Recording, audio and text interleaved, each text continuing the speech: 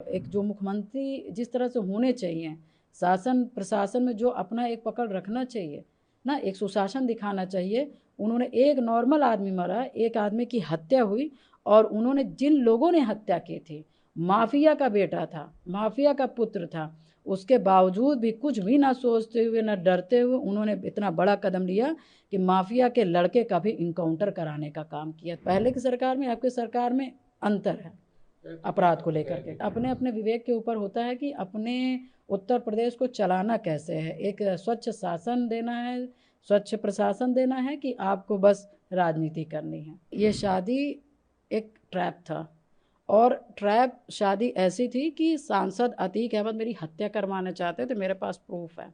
देखिए, माननीय मुख्यमंत्री जी से मेरी मुलाकात सिर्फ नॉर्मली ऐसे ही थी जैसे ऐसे एमएलए करते हैं, और बस जो मेरे क्षेत्र के काम हैं, जो बड़े बड़े काम थे, जो काम नहीं नॉर्मल हो सकते हैं, उन काम के लिए मैं मिलने गई थी। और सदन के बाद जब ख़त्म होता है तो मैं एक बार जाती हूँ और अपने क्षेत्र का जो भी काम रहता है वो देने का काम करती हूँ जी। तो नॉर्मली था। आपकी मुलाकात के बाद से तमाम जगह सोशल मीडिया पे कयास लगाए जा रहे हैं कि आप भारतीय जनता पार्टी जल्द ज्वाइन कर सकती हैं।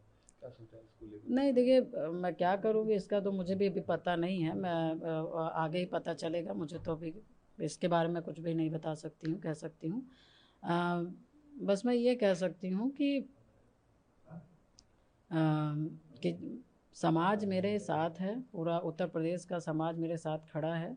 और आज ही नहीं, बल्कि 2005 से जब मेरे पति की हत्या हुई थी, तब से मेरे दुख और परेशानियों में खड़ा रहा है। और अभी तो मैं उनके साथ ही हूँ, और उनके लिए काम करना है, अपनी जनता के लिए काम करना है, और अपने समाज के लोगों के लिए काम करना है। क्योंकि मैं अपने समाज के कई ऐसे संगठन हैं जिसमें मुझे पद मिला हुआ है, तो उन्हीं के लिए मैं काम करती हूँ, आती हूँ, जाती हूँ। और उन्होंने मेरा संघर्ष बहुत साथ दिया है, तो इसलिए मैं उनके संघर्ष में भी खड़ी रहूँगी। मैम, अपने विधानसभा में अपनी जो बात रखी उसके बाद ठीक बाद समाजवादी पार्टी ने आपको पार्टी से निष्कासित कर दिया। क्या वजह लगती है आपको? जो आपका वक्तव्य था वो वजह है या कुछ और? नहीं, देखिए, मुझे जो समझ आता है वह आप लोग ने भी बहुत निकाल दिए हैं।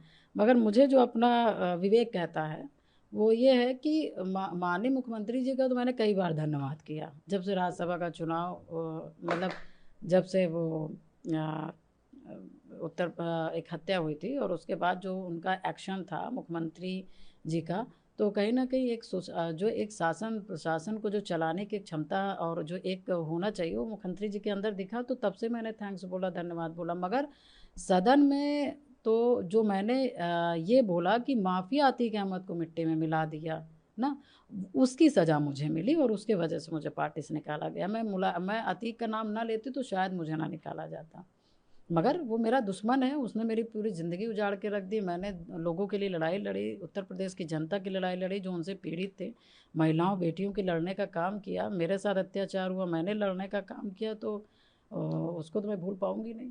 तो जब मेरे संघर्षों का जिक्र होगा, तो फिर अतीक अहमद कैसे उसमें से विलुप्त हो जाएंगे? अतीक अहमद तो विलुप्त नहीं हो जाएंगे ना, वो तो जब मैं विलुप्त होंगी तब वो फिर विलुप्त होंगे। मगर मैं जब तक जिंदा हूँ मेरे संघर्ष में, जिसने मेरे जीवन को बर्बाद किया है उसका नाम आएगा ही आएगा। मैम, पहले आज की सरकार में क्या आप बदलाव देखती हैं? क्योंकि अब 20 साल से राजनीति में है। जो आपका मामला था उसको लेकर लगातार संघर्ष की, अब आप कहती हैं आपको इंसाफ मिला। देखिए, बिल्कुल आपने सही प्रश्न किया। पहले की सरकार में अब की सरकार में इतना अंतर है कि उत्तर प्रदेश में एक विधायक की हत्या होती है, और वो विधायक की हत्या होती है, और उसके बाद उस विधायक की डेड बॉडी नहीं मिलती है। एक विधायक की डेड बॉडी को जला दी जाती है, फेंक दी जाती है। पता नहीं, ये लोकतंत्र की व्यवस्था आप देखिए कि उसके बाद फिर डेड बॉडी जला दी जाती है। उनकी माँ, उसकी पत्नी दिन रात गली गली घूम रहे हैं, शासन प्रशासन अधिकारी के दरवाजे खटखटा रहे हैं। उसके बाद भी मतलब कि अंतिम दर्शन करने का भी एक मौका नहीं दिया जा रहा है।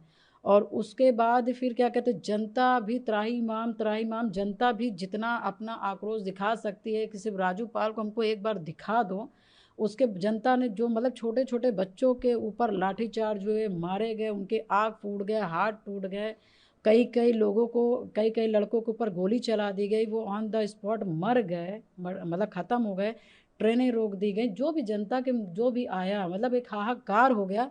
उसके बावजूद भी एक विधायक की हत्या होने के बावजूद भी मतलब कि जनता हाहाकार कर रही, उसके बावजूद भी मारने वाले के घर से एक को भी इनकाउंटर नहीं करते हैं और एक को भी सज़ा नहीं मिलता है। और हत्या के 18 मतलब हत्या के इतने साल 17-18 साल होने के बावजूद भी कुछ नहीं होता है। ये पहले की सरकार थी।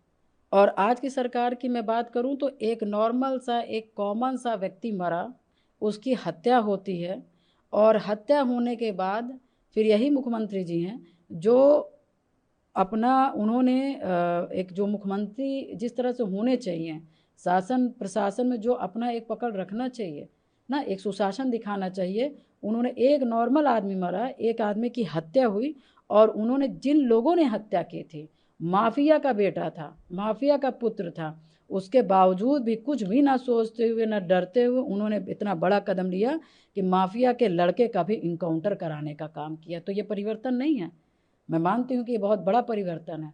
पहले की सरकारों में विधायक हत्या हो जाती थी तब एक्शन नहीं लिया जा सकता था।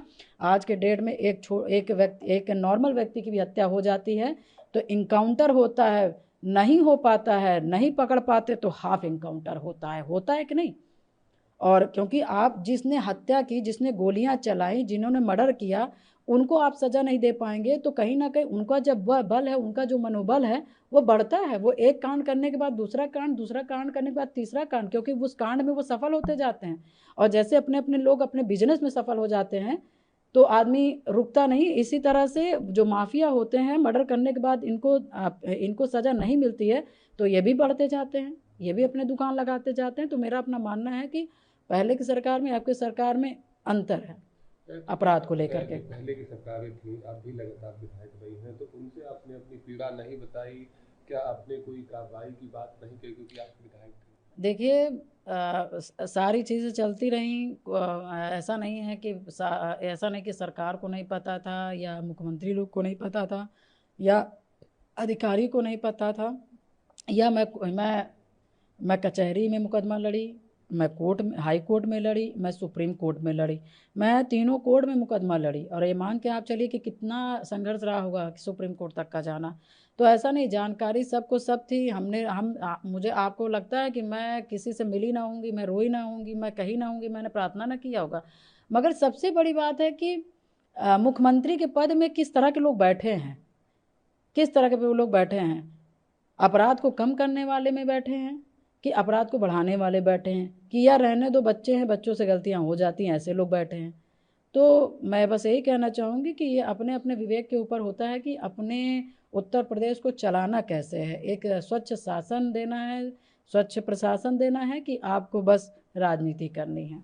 एक आखिरी सवाल मैम, इन दिनों सोशल मीडिया पर तमाम जगह पोस्ट देखने को मिल रहे हैं जिसमें आपकी शादी पे सवाल खड़ा किया जा, कहा जा रहा है कि पूजा पाल जी की शादी वर्मा समाज में हुई है, उन्हें वर्मा समाज का माना जाए। नहीं, कैसे आप मान लेंगे? आपने देखा होगा कि मैं राजनीति अकेले कर रही हूँ। और देखिए, सबसे बड़ी बात है कि वर्मा मान लिया जाए, वर्मा जी के आदमी जिंदगी चलाए भी तो आगे। क्या एक घटना होने से क्या आदमी रुक जाएगा? या किसी के षड्यंत्र का आदमी शिकार हो जाए तो क्या आदमी, हम जैसे वो जिलाना चाह रहे हैं हम जी लेंगे? ऐसा तो नहीं होता है। फिलहाल देखिए, ये जो शादी की बात हो रही, जिन लोग शादी की बात कर रहे, क्योंकि विपक्ष के पास अब कोई मौका नहीं है, कोई भी, मतलब कि क्या कहेंगे कि जैसे एक राजनीतिक करने की बात नहीं है, तो उनको बस ये लग रहा है कि एक महिला को डाउन करना है तो आप बस उनके चरित्र पे बात कर लो। हम इनके चरित्र पे बात करने लगेंगे तो पता नहीं कितने लोगों के क्या खुल जाएंगे, पता ही नहीं चलेगा। मगर कोई शादी है, कोई अपराध नहीं है। मगर मैं इसलिए कहना चाहूँगी कि मैं पूजा पाल थी, हूँ और मरते दम तक रहूँगी, क्योंकि ये शादी एक ट्रैप था। और ट्रैप शादी ऐसी थी कि सांसद अतीक अहमद मेरी हत्या करवाना चाहते थे, मेरे पास प्रूफ है। मगर जब हत्या नहीं करवा पाए तो उनको लगा उसी में, क्योंकि मेरे परिवार के कुछ लोग हैं जो अतीक की चाटुकारिता शुरू से करते थे, और वो जब मैंने राजू पाल जी की जब मैंने सीबीआई जांच करवाई और जब आर्डर हुआ तो उनको लगा कि अब मैं इनके साथ जुड़ करके मैं भी हाईलाइट हो जाऊं और मैं भी राजनीति में आ सकता हूं, तो उन्होंने समाज को घेर करके वो हमसे मुलाकात किए और हमसे मिले भी। और जब मुलाकात हुई, जब मिले, तो उसके बाद फिर अतीक और इनके प्लानिंग थी कि पूजा पाल को, क्योंकि राजू पाल जी की हत्या करके पूरे पाल में हाहाकार हो गया। अतीक अहमद की कुर्सी गई, फिर आई नहीं, तो उसकी पत्नी की हत्या करना भी छोटी बात नहीं होगी। तो हत्या का प्लानिंग हटा करके मुझे राजनीतिक मेरी हत्या करना चाहे। और जब इन्होंने कहा कि ऐसा है कि कोई और कहेगा तो कुछ नहीं होगा, तुम इमोशनल करो।